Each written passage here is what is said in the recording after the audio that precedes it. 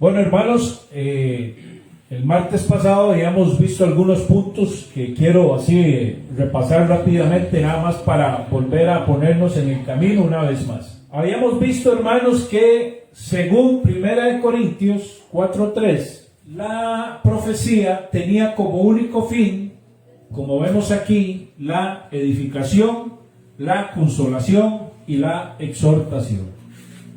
Eso según 1 Corintios 4:3. Es decir, la profecía, aunque pudiera llegar a incluir predicción de cosas, no es lo común.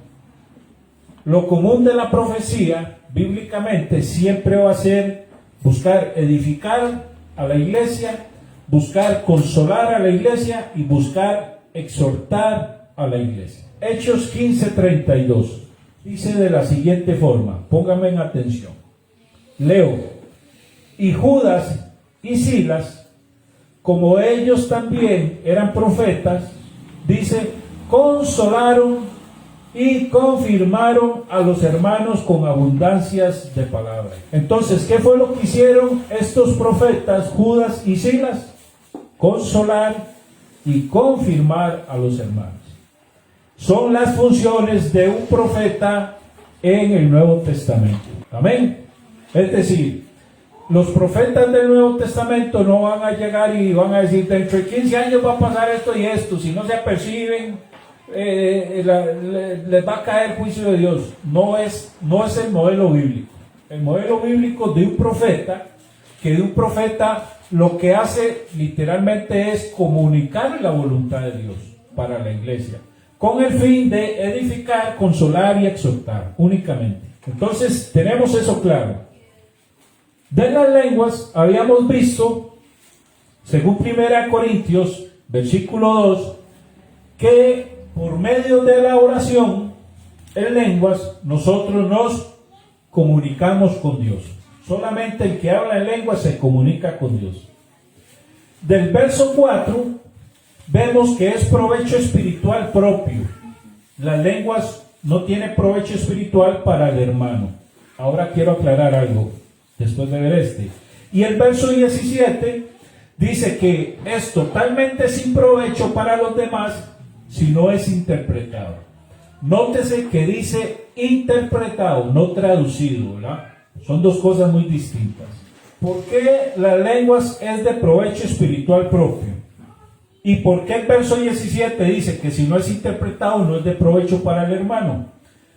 Porque esto, muchos llegan a concluir que esto puede ser que a través de las lenguas una profecía sea edificación para otro hermano, pero si nosotros analizamos todo el texto o el pasaje de 1 Corintios, vamos a ver que cuando se habla de lenguas, Pablo dice que cuando damos nuestra acción de gracias a Dios a través de lenguas, esa acción de gracias al Señor, cuando es traducida, resulta en el provecho para el hermano, que se alegra y junto conmigo se une conmigo en la oración para dar acción de gracias al Señor.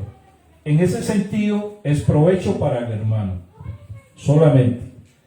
Pero está claro que las lenguas es para oración solamente. Con lenguas no se profetiza. Hemos visto, y yo se lo digo porque yo lo he visto, yo me crié en una iglesia pentecostal, que la mayoría de profecías se daban en lenguas, y daban profecías por aquí, profecías allá en lenguas, y empezaban a hablar en lenguas, así dice el Señor, y daban la profecía. Pero hermanos, les voy a decir algo con todo respeto, ¿verdad? Aquí no estamos juzgando su experiencia espiritual en ningún momento. Nadie tiene derecho a hacer eso. Somos respetuosos. Pero lo que la pauta bíblica enseña, independientemente de lo que veamos en las iglesias, independientemente de lo que hayamos visto cuando nos estábamos criando en el Evangelio, las lenguas es solo para oración, hermanos.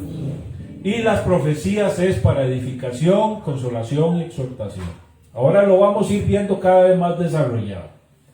Pero esto fue lo que vimos prácticamente el martes pasado y simplemente quería traerlo otra vez a contexto para que podamos entender de aquí en adelante lo que vamos a ver.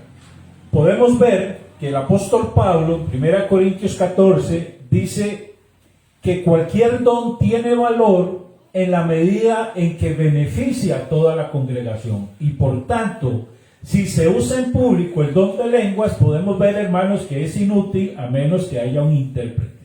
Vamos a ver 5 verdades que son de valor universal en cuanto a los dones. Es decir, estas 5 verdades que vamos a ver es de valor en la iglesia senda antigua y es de valor en todas las demás iglesias porque son principios bíblicos. El primero es, debe el don, sea cual sea el don, esto se refiere a los dones en general, el don debe encaminarse a la edificación, cualquier don, es decir, a incrementar el conocimiento del evangelio y la capacidad de vivir la vida cristiana. Ese es el primer principio. El segundo principio, debemos a través de los dones animarnos unos a otros. El tercer principio, el don debe confrontar, sea cual sea, debe confrontar, porque en cualquier compañía de personas habrá siempre algunas a las que la vida ha dañado de una u otra forma. Han sufrido alguna vicisitud, algún problema, alguna experiencia que lo han afectado de una u otra forma. Y en la comunión cristiana deben esas personas que han sido dañadas poder encontrar, hermanos, deben poder encontrar consuelo. Y los dones, sea cual sea, tienen que buscar ese fin. Porque el primer principio de los dones es la edificación mutua. El cuarto punto, el culto no debe ser nunca egoísta. Los dones nunca se deben usar egoístamente en el culto. Todo lo que se hace en él debe hacerse para el bien de todos. Ninguna persona, ya sea que lo esté dirigiendo o esté participando en él, no tiene ningún derecho a seguir sus propias preferencias personales. Por eso, si el don de lenguas no es interpretado, usted no tiene ningún derecho a seguir su propio impulso, su propia emoción, ignorando que los demás no se están beneficiando oyéndolo usted hablar en lengua. Entonces, el don no debe buscar lo suyo propio, debe buscar el bien de los demás. Y si usted va a hablar en lenguas y no va a interpretar o no hay intérprete para que el hermano sea edificado, por eso Pablo dice, mejor calle y ore para sí. El quinto, el culto al Señor debe ser inteligible, es decir, debe ser inteligente, debe ser entendible. A fin de cuentas, solo lo que satisface la inteligencia del cristiano puede confortar el corazón del cristiano. Porque si usted tiene un problema, usted está angustiado por algo y yo no llego con una palabra entendible a sus oídos, no puedo confortar su corazón. Entonces, en ese sentido, hermanos, todo lo que se haga en el culto, el uso de los dones debe ser inteligible para los demás hermanos. Entonces, si el don de lenguas no produce este resultado en los hermanos, en los miembros de la iglesia, hermanos, es mejor no ejercerlo. Aunque usted sienta mucho deseo de hacerlo, no puede sucumbir ante el deseo egoísta de edificarse solo usted y de dejar a los hermanos por aparte. Esos son los 5 principios, hermanos, que deben tener los dones en la iglesia. Ahora, vamos a aclarar algunas cosas en cuanto a las lenguas. Y esto, hermano, ocupo que por favor me pongan mucha atención. Vamos a volver aquí. En 1 Corintios 14, amén, hermanas, pasen. En 1 Corintios 14 hay 2 versículos, el versículo 22 y el 24. Ok, vamos a ver. Busquen esos 2 versículos en su Biblia, por favor. Vamos a ver el 21 también. ¿Lo tienen? Ok, el versículo 21 dice así. Está escrito en la ley: por hombres de lenguas extrañas y por boca de extraños hablaré yo a este pueblo, y ni aun así me escucharán, dice el Señor. Ese escrito en la ley se refiere a Isaías 28:11. El verso 22, vamos a poner aquí Isaías 28:11. El verso 22 dice así: así pues, las lenguas sirven de signo no para los creyentes, sino para los incrédulos. Oiga usted, entonces, según el 22, las lenguas, vamos a identificar lenguas con una L. Las lenguas son de signo para incrédulos, dice, según el verso 22, ¿verdad? Amén. Según 1 Corintios 14, 21, el texto que se cita de la ley es Isaías 28, 11. El verso 22 dice que las lenguas son signo para los incrédulos.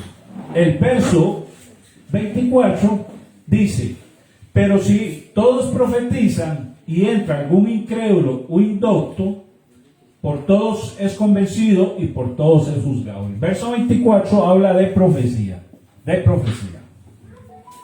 Ahora, vea lo que dice el verso 23. Si pues toda la iglesia se reúne en un solo lugar y todos hablan en lenguas y entran indoctos o incrédulos, ¿no dirán que estáis locos? El 23 dice que las lenguas serían un signo de locura para los incrédulos. Pero el 22 dice que es un signo de señal más bien para los incrédulos. El 22 dice, así pues las lenguas sirven de signo no para los creyentes, sino para los incrédulos. Pero el 23 dice que si un incrédulo entra y lo ve hablando en lenguas, va a decir que estamos locos. Entonces pareciera que hay una contradicción aquí, ¿verdad? Pero aclaremos eso entonces. No puede haber confusión, no puede haber contradicción en la Biblia. Porque uno dice que es una señal para que los incrédulos crean. Y el segundo dice que es una señal de locura, más bien, que nos van a decir locos. En uno dice que las lenguas, el 22, dice que es señal para los incrédulos. El otro dice que más bien va a ser contradictorio que los incrédulos nos escuchen hablando lenguas. Vamos a ver cuál es la solución. Y ustedes van a decir si estoy bien, si ustedes me apoyan. Amén. Dice, la solución es esta. Lo que Pablo quiere decir, que de la manera, si leemos Isaías 28, es cuando el pueblo judío fue exiliado por los asirios. Entonces, tengamos eso en cuenta. La solución es que de la manera que los israelitas exiliados, al escuchar la lengua extranjera, esta era la señal para los judíos incrédulos reprendidos por Dios. Era una señal de juicio de Dios. Esto no causaba fe en los judíos, porque ellos eran rebeldes en su corazón, por eso estaban siendo llevados cautivos en el exilio. Así que cuando un cristiano habla en lenguas sin un intérprete, para los oyentes cristianos es algo parecido a la misma situación que el exilio israelita. Lo que él dice en lenguas, al yo no entenderlo, no va a causar fe en mí. De la misma forma que el idioma asirio extranjero no causaba fe en los judíos que estaban siendo llevados cautivos, sino que más bien era una lengua signo de juicio. Nos están llevando presos, castigados por el Señor. Las lenguas no pueden ser eso para el cristiano. Por eso Pablo dice en el primero que es signo para los incrédulos. Él está usando una metáfora, diciendo que si un hermano habla en lenguas y yo no lo entiendo, me está poniendo a mí en la misma situación en que estaban los israelitas cuando estaban siendo llevados al exilio. No estoy entendiendo, eso no causa fe en mí. Por eso Pablo dice que si las lenguas no tienen interpretación, no resultan en edificación para el que escucha. Por eso Pablo dice, entonces mejor calle y ore para sí. Pero en el verso 23 se está hablando, hermano, de que cuando recordemos que las lenguas es oración, exclusivamente y únicamente. Cuando yo hablo en acción de gracias en mi oración con Dios y alguien interpreta, los demás son edificados cuando oyen mi acción de gracias al Señor. Y dice que debe haber intérprete de lenguas, no traductor de lenguas. Entonces la lengua no es un idioma, porque lo que hacen los idiomas es traducirse a un idioma, pero interpretar ya tiene un significado muy distinto.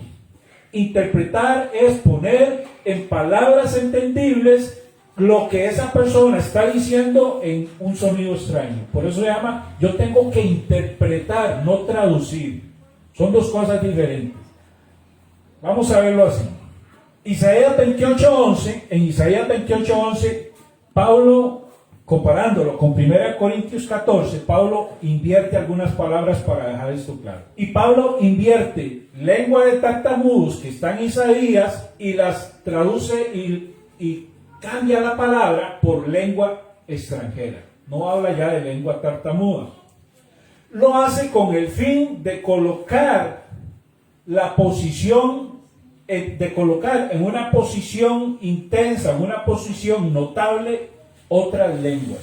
Es decir, en 1 Corintios 14:21, Pablo viene y cambia labios de tartamudos por labios de otros. ¿Por qué labio? Usando la Biblia Septuaginta, que era una Biblia muy buena, muy bien traducida. Pablo cambia estas palabras al drede, las cambia al propósito. Porque lo que Pablo quiere hacer notar a los creyentes que hablan en lenguas es lo que están causando al hablar en lenguas sin interpretación. Pablo, entonces, para no confundir y que no tomen literalmente Isaías 28:11, sino metafóricamente, no dice labios de tartamudos, sino lengua extraña. Entonces no viene y dice labios de tartamudos, sino labios de otros, como lo vemos en el verso 14-21. Estos otros labios de otros, él se está refiriendo a los corintios, cuyo hablar en lenguas tendría un efecto venenoso. Oiga, así es un comentarista. Tendría un efecto venenoso en los que no son creyentes. Es decir, más bien los va, como decir, fumigar, ¿verdad? Y nunca más van a volver. Entonces Pablo viene, cambia y dice, el Señor hablará, del verso 28:11 de Isaías, por hablaré, del 14:21 de 1 Corintios. Hablará por hablaré. Y concluye con esta fórmula, dice el Señor. Dice el Señor. Porque lo que Pablo quería era incrementar el impacto sobre los corintios en cuanto al uso del don de lenguas. Es decir, hermano, no sé si me entendieron, porque esto está un poco complicado. Pero Pablo toma el texto de Isaías 28:11 y lo pone en 1 Corintios y cambia algunas palabras para hacer entender a los corintios de que el hablar en lenguas iba a ser contraproducente para los incrédulos y que no iba a tener ningún fruto para los creyentes que escucharan hablar en lenguas que no tuvieran interpretación. Eso es lo que Pablo está diciendo en simples palabras.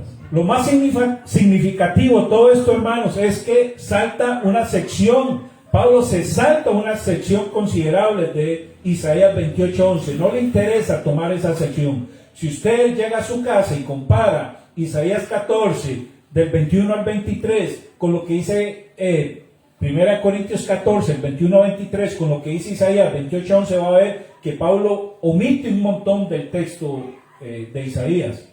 Porque Pablo lo que quiere simplemente es decir a los corintios, no hablen en lenguas si no hay traductor, si no hay intérprete, perdón.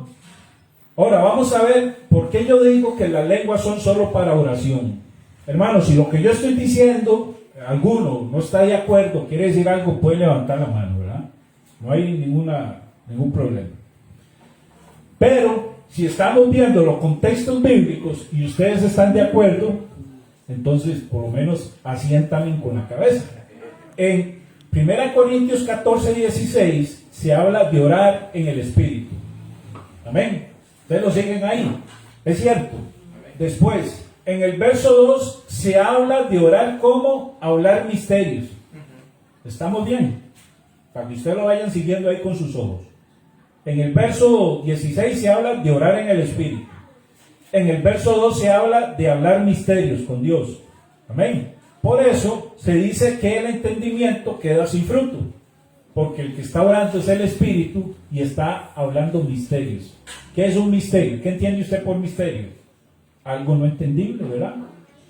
Entonces, cuando la Escritura habla de orar en el Espíritu, se refiere a un éxtasis, pero a un éxtasis técnicamente hablando, no un éxtasis de esos de poner los ojos en blanco ¿verdad? Y empezar con movimientos espasmódicos. No, nada de eso, hermano. No, vamos a ver por qué. Se habla de un éxtasis técnico. Técnico quiere decir que es un éxtasis con control. Controlado. Consciente, amén, correcto. Es decir, lo que hace el Espíritu Santo es orar con nuestro espíritu a Dios. Oiga, vea, hermanos, esto, cuando yo estaba estudiando esto, a mí se me paraban los pelos y se me salían las lágrimas. Nótese que nos dice que el Espíritu nos ayuda en nuestra oración con Dios. Dice, con gemidos, ¿qué? Indecibles. Ahora, aquí debemos aclarar algo. Muchos dicen, ahí está, son indecibles, es decir, que no se dicen, entonces no son las lenguas. Muchos dicen eso. Pero, hermanos, según lo que Romanos 8, 26, 27 nos dice es que el Espíritu nos ayuda en nuestra oración con gemidos indecibles, pero según la Real Academia Española, indecible es aquello demasiado majestuoso para poder ser expresado o descrito. Es decir, hermano, no es que es indecible en el sentido que no se pueda decir, sino que es difícil de expresar, de describir, digámoslo así, de explicar, ¿ok? Entonces, en nuestra lucha espiritual, Pablo nos deja ver dos armas importantes cuando entramos en territorio enemigo. Si nosotros, hermanos, vamos a Efesios 6, búsquelo por favor rápidamente, Efesios 6. De aquí, hermano, lo primero que tenemos que entender, y a mí lo que me resultó maravilloso de esto fue que, hermanos, cuando usted ora, usted no está orando de su propia voluntad o porque usted es muy espiritual. No, cuando usted ora es porque el Espíritu Santo, a través de su Espíritu, lo está llevando a usted en oración ante el Padre. Entonces, por eso es que a veces cuando pasamos tiempo sin orar, hermano, a veces sentimos, a mí me ha pasado, que siento una necesidad tan grande de orar, y es el Espíritu Santo, hermano, que está con mi espíritu llevándome a orar con Dios. Es algo maravilloso, hermano. Entonces, hermano, no llevar una vida de oración es preocupante. Es un mal signo en la salud de un creyente. Un creyente saludable espiritualmente, en este sentido de la oración, es un creyente que ora continuamente, porque el Espíritu lo lleva a través de nuestro espíritu a orar con el Padre. Eso es maravilloso, hermano.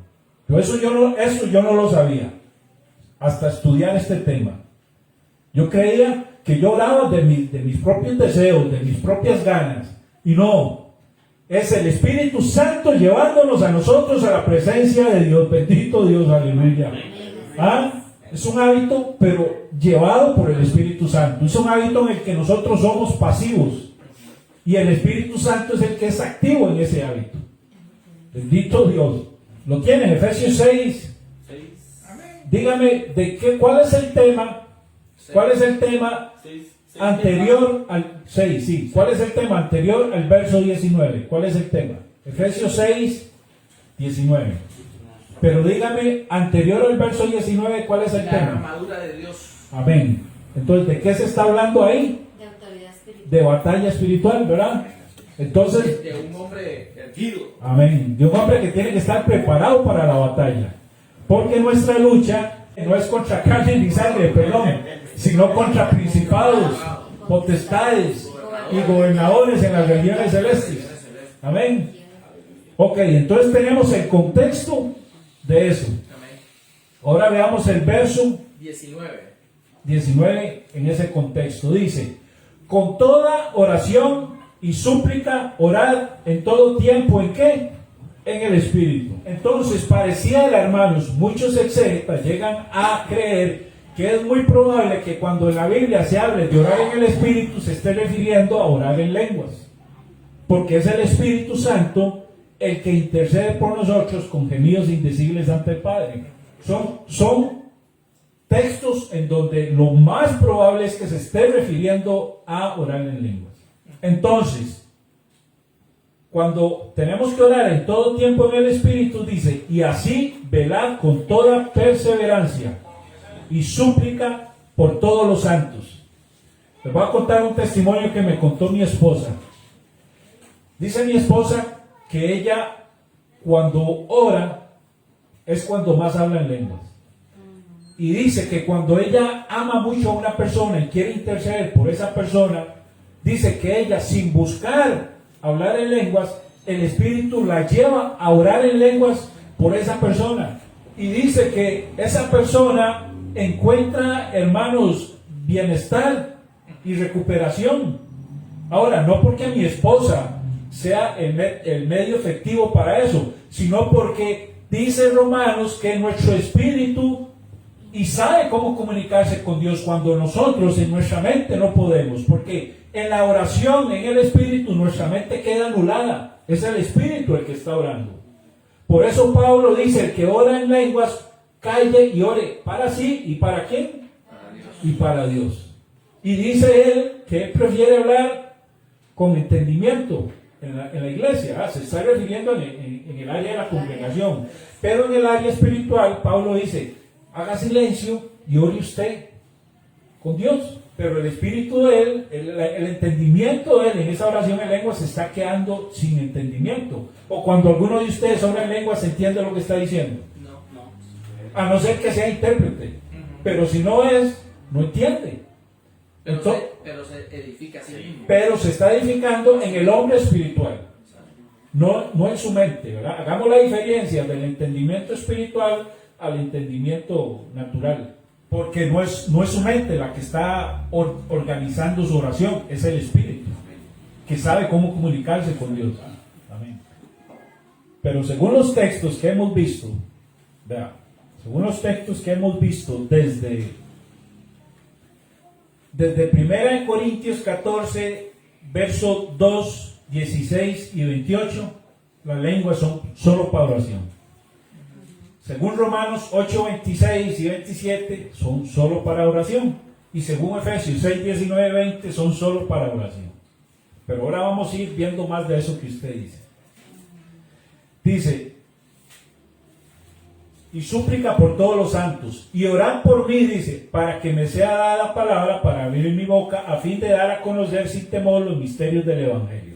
Entonces, el orar en lenguas, podríamos decir, es provechoso en la lucha espiritual personal y en nuestra intercesión por los demás, para que por ejemplo, por los misioneros, por los pastores, para que ellos puedan presentar, como dice Pablo aquí, el misterio del Evangelio sin temor. Por lo cual, dice, él es un embajador en cadenas. Entonces, el orar en lenguas viene siendo una arma espiritual muy potente, muy poderosa. Pero, hermanos, vuelvo a reiniciar, vuelvo a decir, a insistir en lo mismo, a enfatizar lo mismo. Todo lo que hemos visto, los textos, el contexto de esos textos es la oración. Nada más, ¿verdad? Seguimos. Y sobre todo, hermanos, recordemos ante todo, toda oración en el Espíritu tiene como principal objetivo, 1 Corintios 12:3, que dice, ¿cuál es el propósito principal de hablar en lenguas? Según 1 Corintios 12:3. Hago saber que nadie que hable por el Espíritu de Dios llama anatema a Jesús, y nadie puede llamar a Jesús Señor sino por el Espíritu Santo. Según Romanos 8, 26-27, el Espíritu se comunica con nuestro Espíritu y ora a Dios. Y aquí, 1 Corintios 12:3 nos dice que nadie en el Espíritu a través de nuestro Espíritu, el Espíritu Santo a través de nuestro Espíritu, no puede llamar al Señor, a Jesús Señor, si no es a través del Espíritu. Entonces, orar en el Espíritu, orar en lenguas, no tiene un objetivo principal más que el de declarar al Señor Jesús como Señor. Es como cuando venimos al culto. ¿Cuál es el propósito principal del culto? Por eso se llama culto, porque es un culto al Señor. La lengua tiene como principal objetivo declarar a Jesús Señor. Recordemos, ante todo, que la oración en el Espíritu tiene como principal objetivo declarar a Jesús Señor. Entonces, de 1 Corintios 12, 7 al 11 y 1 Corintios 14, 2 podemos concluir lo siguiente.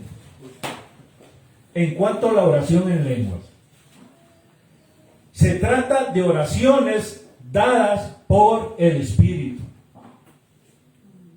Maravilloso. Yo le puedo decir, yo no tengo el don de lenguas, pero el que lo tiene es maravilloso, porque dice que son oraciones dadas por el Espíritu. Quien ora, según 1 Corintios 14, 27 y 28, no está fuera de control, está en control. Es un éxtasis técnico, no es controlado. Y es una forma de hablar que resulta esencialmente ininteligible, es decir, inentendible para el que habla como para los demás oyentes, según 1 Corintios 14, 14 y 14, 16. ¿Verdad que les estoy dando los versículos, verdad? Es una forma de hablar que se dirige básicamente a Dios, según 1 Corintios 14, 2, verso 14, verso 15 y verso 28. Lo que se interpreta no es un discurso dirigido a los demás, porque la oración en lenguas es una oración a Dios. Lo que se interpreta en las lenguas, ahí está la pregunta de la hermana, amén. Lo que se interpreta en las lenguas es un discurso dirigido a Dios y no dirigido a los hermanos. Entonces, no es un discurso dirigido a los demás, la oración en lenguas, sino los misterios que se le dicen a Dios. Por eso es de edificación para los demás solo cuando se interpreta. Porque esos misterios que se le están dirigiendo a Dios en el Espíritu, al ser interpretados, yo los oigo y me edifico, pero no es un mensaje para mí. Yo me estoy edificando de lo que en la oración en el Espíritu se le está diciendo a Dios. Esos misterios profundos que solo el Espíritu Santo dice a Dios. Y eso, hermanos, es lo que vemos y es lo que nos dice Corintios 14, 1 Corintios 14, verso 2, verso 14, verso 15 y verso 28. Hay 4 versos que respaldan eso. Por eso, si en la lengua usted va a hablar, si en la iglesia usted va a hablar en lenguas, interprétela si tiene el don, y si no, que alguien lo interprete, y si no, dice Pablo, para no crear desorden. Pablo está hablando en el contexto del orden. Mejor hable para usted y para Dios. Edifíquese usted mismo. Porque uno de los puntos principales de los objetivos principales del don es edificación de los demás. Entonces, si ese don no va a edificar porque no hay intérprete, no sea egoísta. ¿Eran idiomas humanos o celestiales? Aquí vamos a aclarar esto. ¿Las lenguas son idiomas humanos o son idiomas celestiales? Celestial.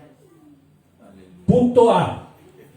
Pablo deja claro que al decir que es una lengua ininteligible, que no es entendible, que no es inteligente a nuestro oído, porque no es entendible, tanto para el que habla y el que oye. Entonces no es un idioma, porque Pablo no puede considerar que en una iglesia donde se hable en lengua, si fuera un idioma, si yo, digamos, estoy en una iglesia y hablara en lenguas en inglés, podría haber alguien que lo entienda. Más que el inglés ahora es un idioma universal. Pero Pablo no está contemplando que pueda haber alguien que lo entienda. Por eso dice que el que habla y el que oye no entienden. Entonces, obviamente, no se está refiriendo a un idioma humano. Porque en la antigua Grecia, en Corintios, donde se encontraba Pablo, los idiomas comunes eran el latín y el griego. Por eso en el Nuevo Testamento las copias que hay todas son en griego. Pablo no contempla que haya alguien ahí que pueda entender ese idioma. Entonces no podemos concluir que se está refiriendo a un idioma.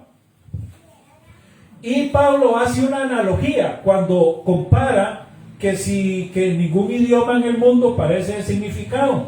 y que si yo hablo en lenguas tiene que tener un significado. Pablo hace esa analogía, pero las analogías no se hacen con cosas iguales, sino con cosas diferentes.